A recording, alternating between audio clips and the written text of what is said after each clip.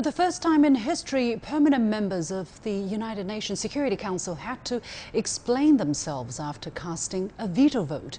That's what Russia and China did on June the 8th after they vetoed a draft resolution to impose strict new sanctions on the Democratic People's Republic of Korea. The meeting was held under a new initiative co-sponsored by the US and pushed through in April that requires the UN General Assembly to examine any veto vote by one of the 5 permanent members of the UN Security Council. The new rule is aimed at strengthening multilateralism, but will it achieve its intended goals? Why does the US, which has cast a total of 86 vetoes so far, sponsor such a mechanism?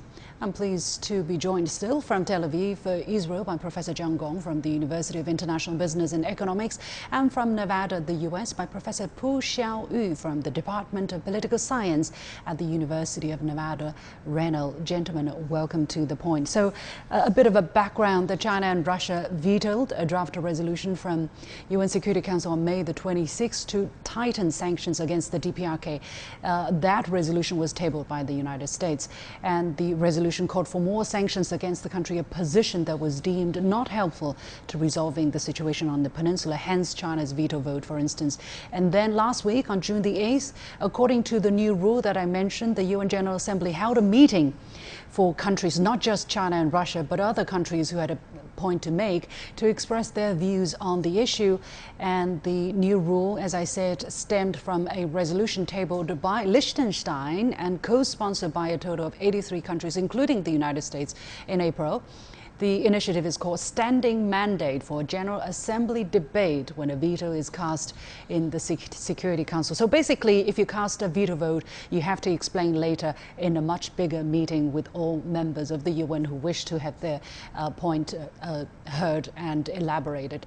Professor John, help us understand the new rule. Will the veto vote be undone? What kind of difference is it expected to make?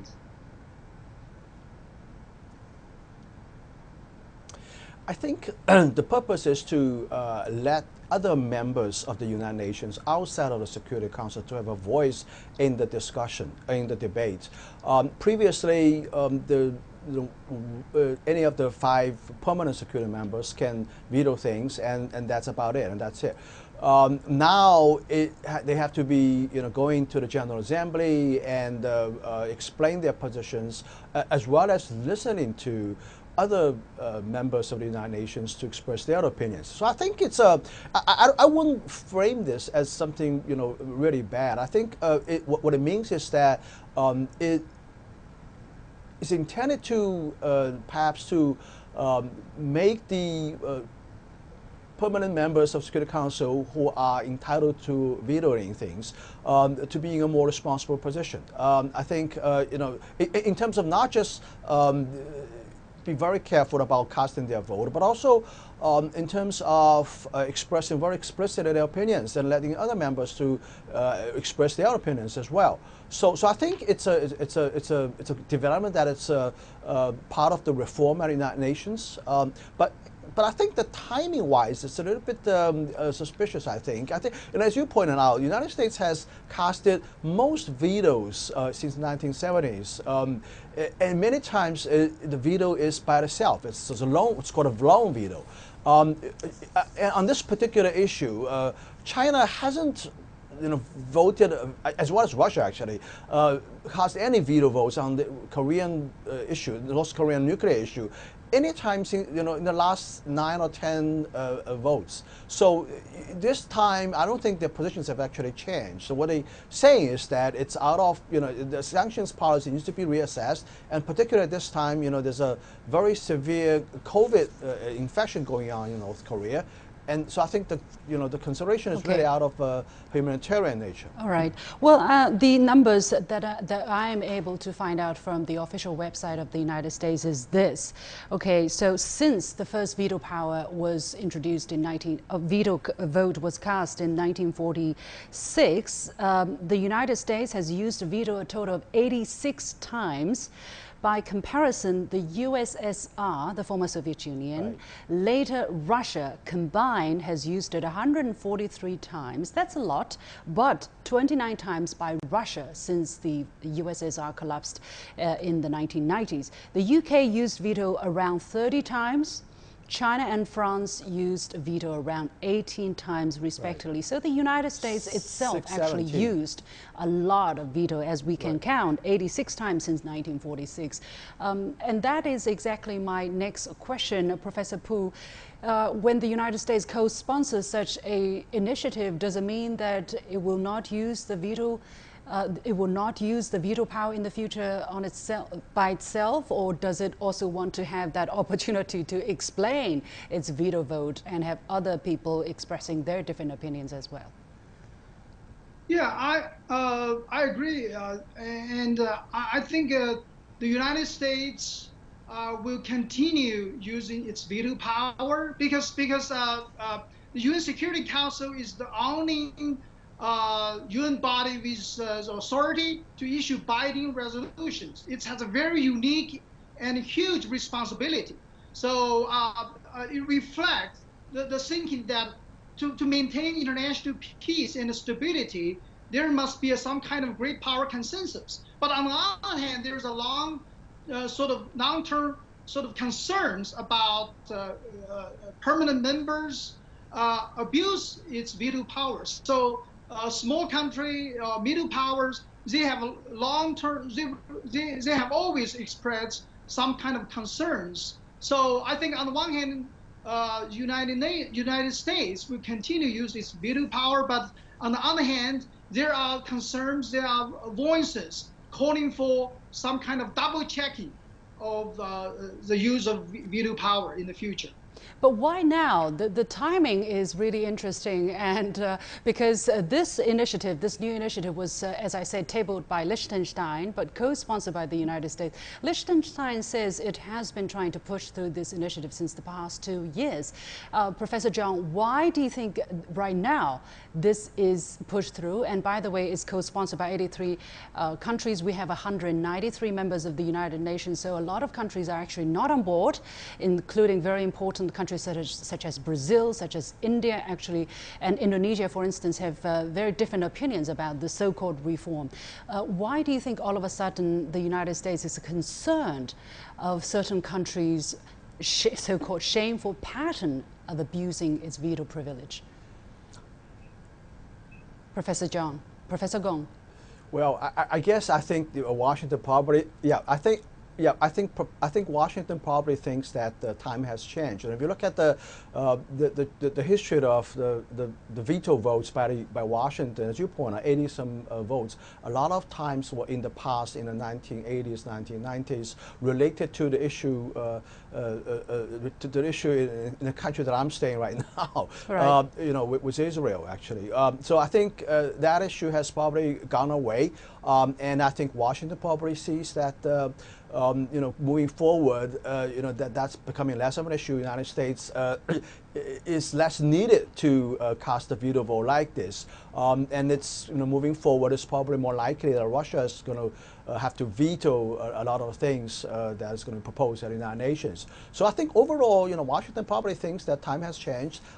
There's less of a need in the future for it to veto things. So that's why I think it's on board with this this proposal. I think in general there's some voice of concern, there's a voice of consensus actually, that some of the veto votes are being abused for other national interests, other interests, and certainly that raises very much dissatisfaction among United Nations members. So I think you mentioned Liechtenstein as being the major sponsor of this bill. I think it just represents the voice we're talking about, that trying to hold those countries accountable for their veto powers. And I think this represents a opportunistic moment for the United States to jump in and sponsor it. I think probably things may not move as Washington thinks. There will be time. I think there will be time very soon that U.S. will be itself into this situation that has to veto things, and probably has a second thought about this. But that's okay. I mean, that's very interesting. That's very interesting. That doesn't change things. Yeah, that's very interesting because there are countries who have clear different opinions on this matter. For instance, Indonesia's delegate, speaking after the initiative was pushed through, voiced his regret that efforts to improve transparency of the Security Council was conducted through a non-inclusive and non-transparent process. He denounced the take it or leave it approach imposed during its drafting, a process that lacked any room for negotiations. And then India's delegate called this an ironic move because when India proposed reforms to the Security Council, people dismissed it, denied it, saying these are piecemeal processes. But when Liechtenstein pushed through this veto explanation vote,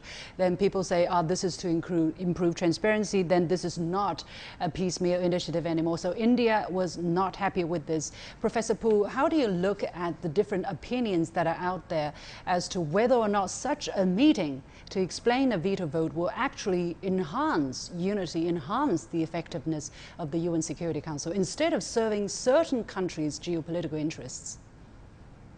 I think there's always some sort of a tension between representativeness and efficiency, between international legitimacy and efficiency or effectiveness when we think about the United Nations or global governance.